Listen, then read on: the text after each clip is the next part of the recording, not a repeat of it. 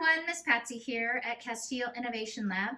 Today we will be studying the second grade science book, Pebbles, Sand, and Silt, Investigation 2, River Rocks, Part 3, Sand and Silt. Question: is there an earth material smaller than sand? Let's find out. In today's investigation, we are going to be looking closely at sand. Here is a vial of sand and a paper plate. I'm going to pour the sand onto the paper plate and shake it gently.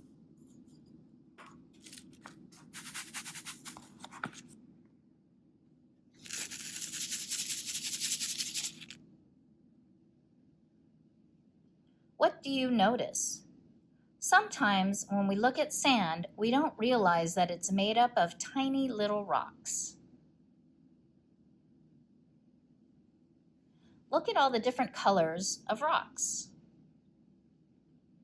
I know that when I think of sand, I think of beige particles, but when you look carefully, you can see so many more colors than just beige.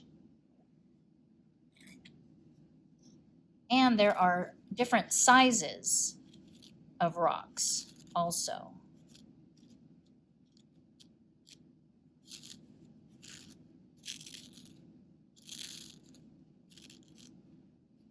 You see some bigger rocks over here and some smaller over there.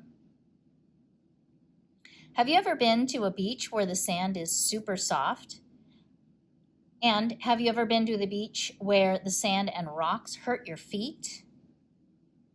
Did you know that the rocks are basically the same at both beaches, but the sizes of the rocks are different? The bigger the rocks, the more painful on your feet, and the smaller the rocks, the softer on your feet. Why do you think the sand at some beaches are softer than the sand at other beaches? What do you think happens at the beaches with the softer sand?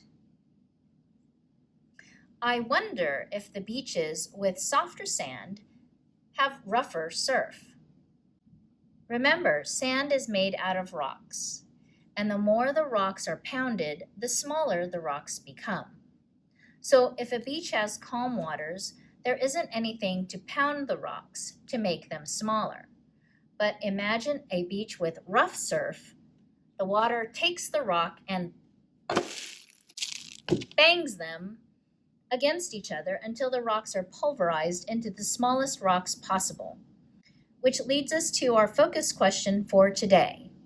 Is there an earth material smaller than sand?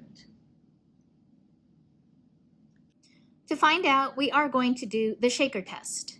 For this, you'll need a vial filled with sand, or you could use any container as long as it has a cover. Fill it about 2/3 full of sand and fill the rest of it with water.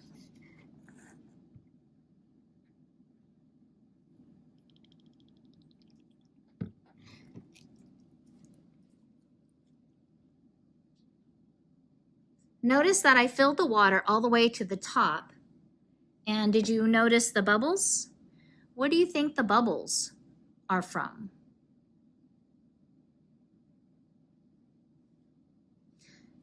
There was air between the grains of sand that got pushed out by the addition of water. Next, we're going to shake the vial of sand and water.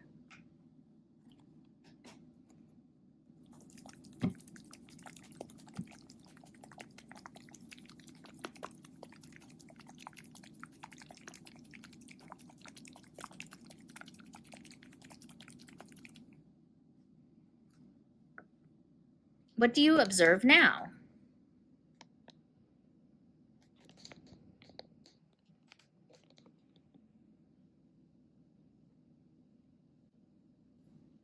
The water looks a little bit cloudy.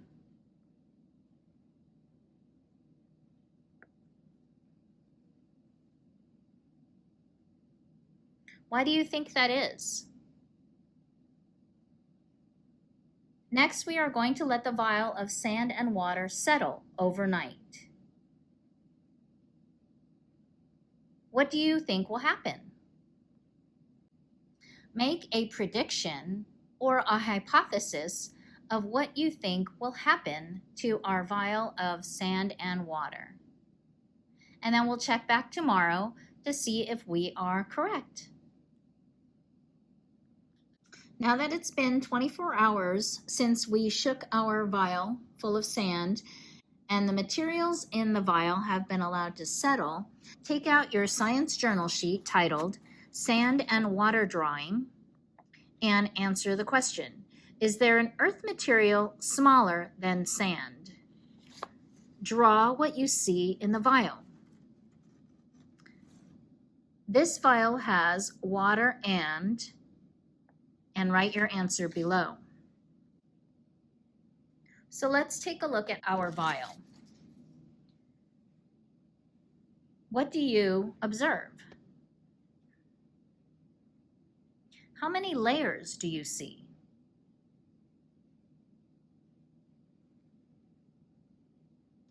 Where's the sand? And what do you see on top of the sand? Whenever you shake soil with water, the particles in the soil settle in order by weight. The heaviest particles settle first, and the lightest particles settle last. So in our vial, the sand settled first, but there's a layer of something on top of the sand. What do you think that is? When you look at it, it almost looks like a powder. And when you separate it, you can still feel some grit in it. That is called silt. Silt is a fine sand. Silt is a material that has a particle size smaller than sand, but bigger than clay particles. Now let's go back to our focus question. Is there an earth material smaller than sand?